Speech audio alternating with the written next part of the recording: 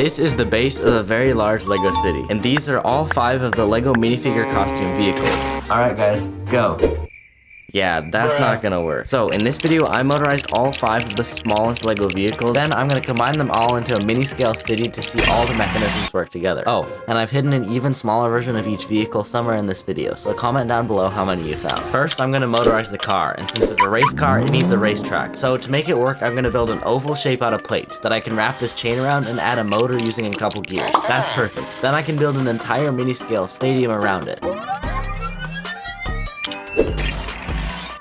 It's got a nice grass lawn in the center. There's stands in the back where a bunch of racing fans can sit, and I built this cool canopy using clear windshield pieces and these bar pieces. Okay, I can clip the car onto this piece with a claw, turn this motor on, and nice, that works super well. Okay, next I want to build the train mechanism, but it's gonna go on top of the boat and around the area that the plane will be, so I'll need to build parts of those first. First with the plane, I'm gonna use this much larger tread since the plane will be so high in the air, it should hopefully provide more stability. So I connected it to these big gear wheels in each corner and added a motor in the back.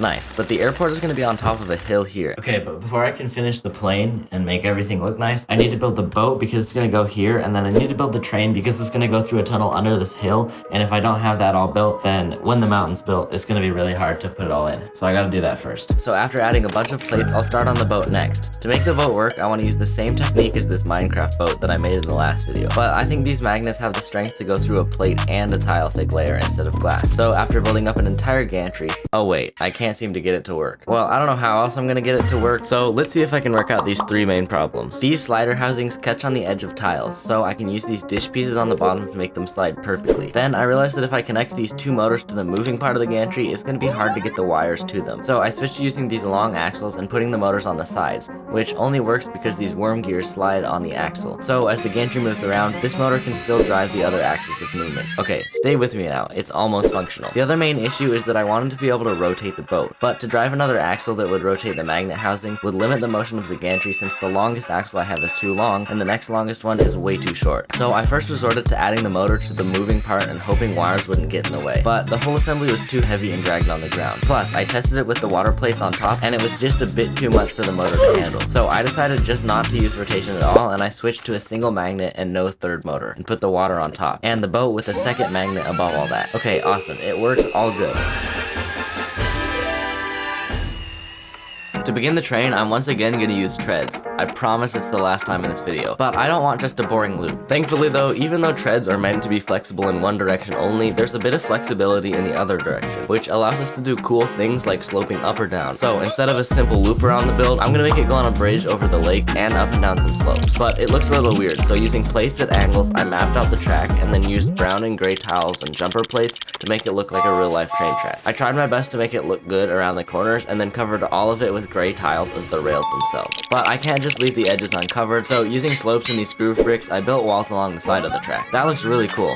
The track also does go through the mountain though, so I built a tunnel here, and since trains typically don't swim, let's also add another bridge over here, and we can finish it all off with another entrance to a tunnel on this side. But it still needs a motor, so in the back corner I'll switch out this simple support for this large Lego motor. And wow, that is such a satisfying build and mechanism. I can't wait till it's all enclosed by the hill here. But we'll see more of it when all of the builds are done, so let's do that. I have some cool blue curved window pieces that I really want to use as waterfalls. So in the area between the railway and the lake, I'm going to create a cliff with a bunch of waterfalls and greenery. I'm pretty bad at natural building like this, but I started on the left side and built the rock over the top of the train tunnel. And I was going to continue around the whole thing, but I realized I probably don't have enough dark gray slope pieces, so to add in another color, I used dark red masonry bricks behind the second 2 waterfalls, and then built in between them with more rock formation. This is honestly way harder for me to build than pretty much all the mechanisms you see me use and create, but I got there in the end and finished it all off by placing these gray plates on the top. But then I realized I can't have this sharp corner or the plane won't be able to go around the corner, which means I can't use regular sized plates and I have to connect multiple plates together and it'll lose stability, and I have to remove the sidewalls to fix it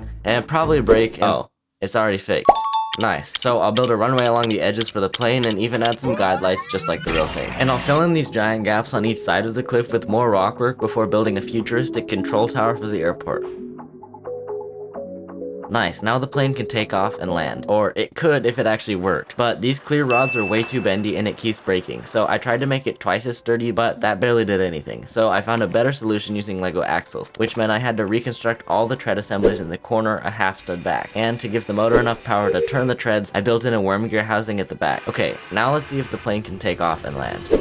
Nice, let's go. We are definitely making progress. So I also built this weird looking train station, but I think it looks like trash. So I rebuilt it and added a clock just like most train stations. Okay, we've made 4 of the 5 Lego minifigure vehicles work now, and we just have one final build.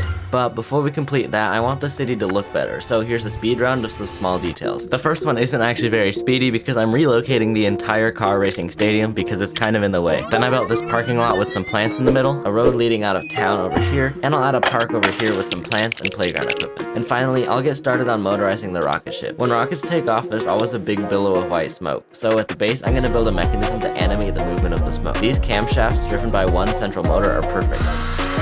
Nice. Now I need to build the parts that sit on top of that can be lifted up and down in a motion like this, which will be our smoke billowing clouds. And then on the top of each one, I'll add some brick-built clouds that will move up and down in a random sequence when I turn the motor on. Nice. I like how that looks. But what's another thing that rockets have? Well, fire. So at the center here, I'll build up another play feature that uses a small grid of gears to turn these flame pieces in circles, which will go under the rocket. Awesome, I think that looks really cool. That honestly really looks like a rocket in the middle of taking off. And around it, I'll close the gaps and make it look like a closed off area for launching rockets with a launch pad at the center and a fence all around it. Okay, that's great. So now let's see if I can get them all to run at the same time. And it's finally done. This took forever. So there's 5 different vehicles. Let's see if I can get them all to go at the exact same time. First, we have the car, which is motorized here. Then we have the boat. That honestly looks so satisfying now that the water's all clean. It looks just like a boat driving around, which is so cool. And next we have the plane, which is going to stop at the airport. If everything goes to plan, we can turn this battery box on here, and then hopefully the plane comes in for a nice landing. Goes around the corner, and then takes off before doing a whole nother loop around the entire build. Then next we have the train, which if I turn the other dial, gracefully glides along the tracks, makes the corners, and goes up and over the bridge, off into the tunnel. Then comes out the other side, and the other tunnel. And then finally, for the last build, we have the rocket. Honestly, I think this might be one of my best videos yet. This guy does not think so, because he thinks he's a minifigure vehicle, and he didn't get included. So go click on this video on the screen right now to save the day. Do it. You'll like it, I promise. Bye.